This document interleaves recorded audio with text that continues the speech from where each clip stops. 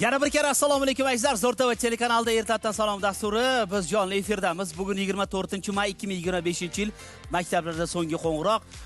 Bizni oshxonamizda bugun ham mehmon, ham oshpaz. Zo'rtava telekanalida ajoyib bir loyiha bo'lgan edi. Mega loyiha deb bemalol e'tirof etishimiz mumkin. Kim oshpaz loyihasi.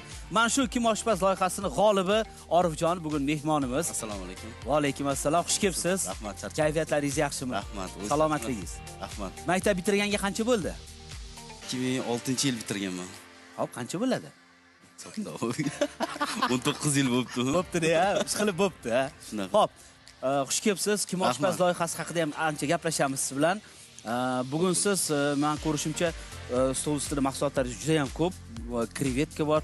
Bugun qaysi millat taomini tayyorlaysiz? Shunaqa desam, mencha to'g'ri bo'ladi. Da, bugun Angliyani taomi zavtraki bor, nonushtasi, uni nonustasini tayyorlaymiz.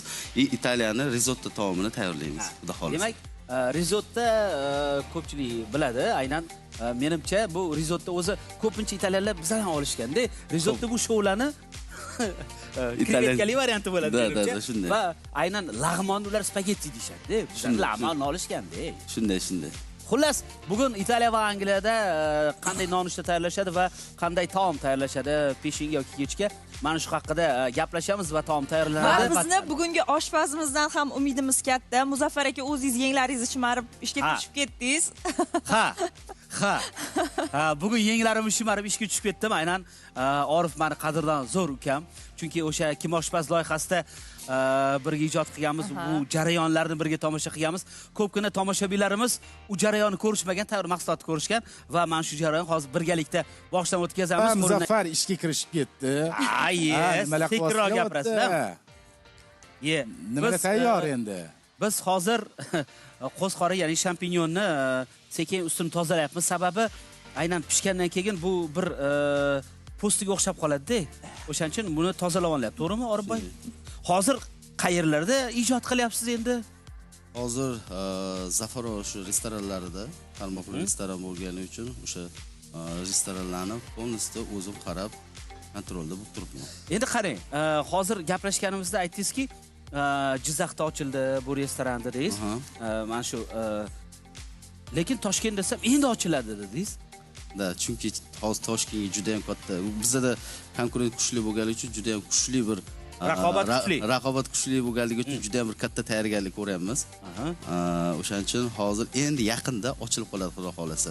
Aynan bu restoranlar tizimi asosan qaysi millat oshxonasiga mo'ljallangan? Hammasidan bormi yoki sharqona taomlar? Sharqona taomlar. Da, har xil millat taomlar, chunki men har bitta mehmon kelgan vaqtida bu taomingiz bormi, bu taom, chunki bizda turizm rivojlanganligi uchun har bir millatning o'zining taomi, o'zimizning milliy taomlar bor. Yevropa picha fadachalarda, keyin boshqa davlatlar mehmonlar ham kelib qolsa, unda Qozog'iston keldi. Qozog'istondan yemoqchi italyan ovqati, italyan taomi ham bor. Tanaffus tarafda hamma maktab o'quvchilari oshxonaga chopishadi.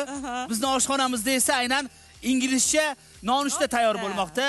Mana Orifjon hozir chiroyli qilib qovurib olib go'shtlarni deysizmi?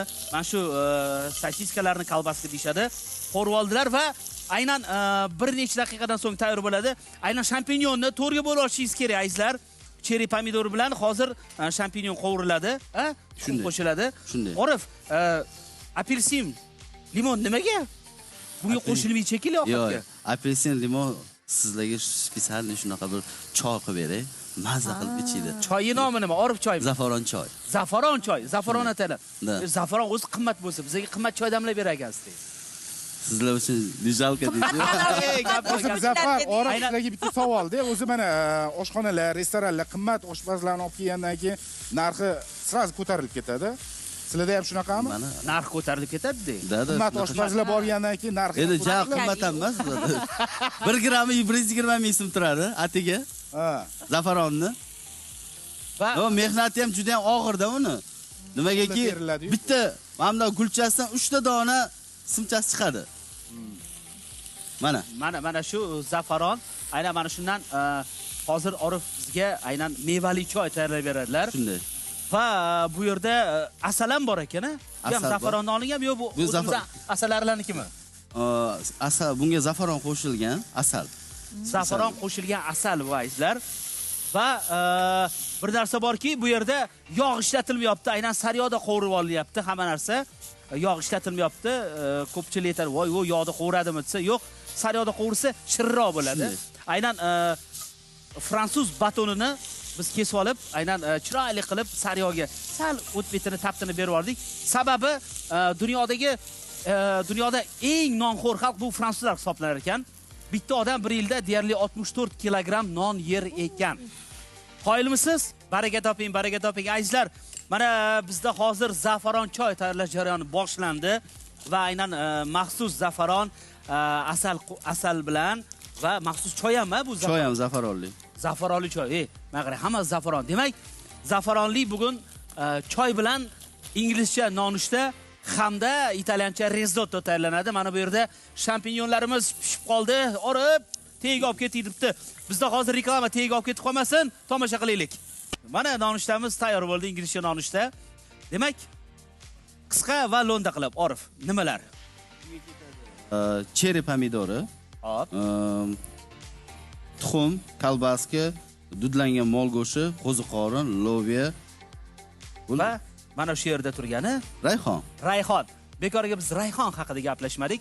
Sababi aynan hozir Rayhon ijrosidagi bitta klip taqdim etiladi va biz klipdan keyin rizottoni tayyorlashni boshlaymiz azizlar. O'tkazib yubormang.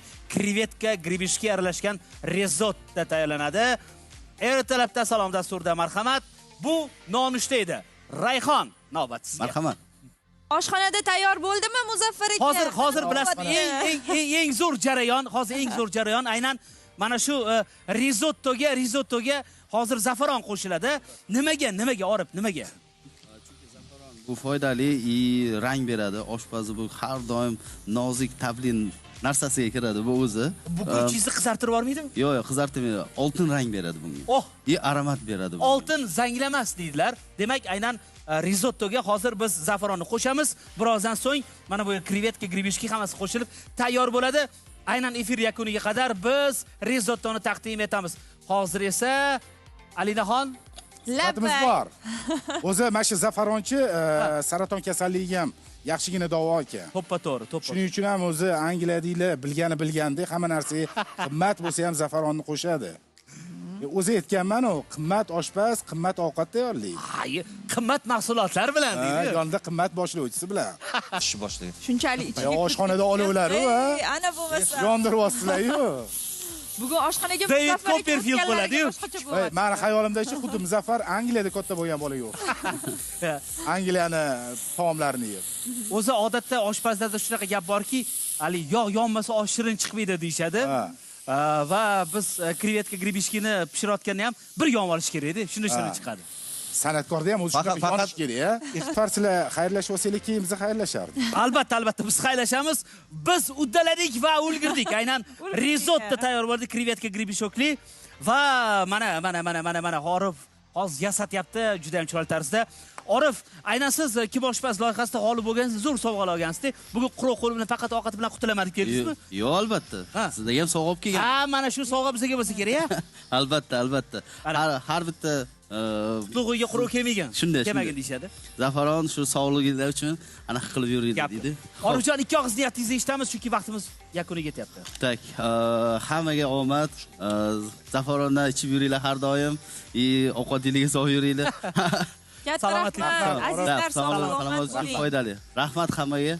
Sog' bo'linglar. Kecha kun tarix, erta kun topishmoq, bugun kun esa yaratgan sovg'asi. Sog'im boray bo'lsin, bitiruvchilar omon bo'linglar. Aziz muxlislar, biz sizlar bilan xayrlashamiz va dasturimiz so'ngida yana bitta chiroyli qo'shiqni eshitamiz. Marhamat. Omon bo'ling, o'zingizlarni salomat bo'ling.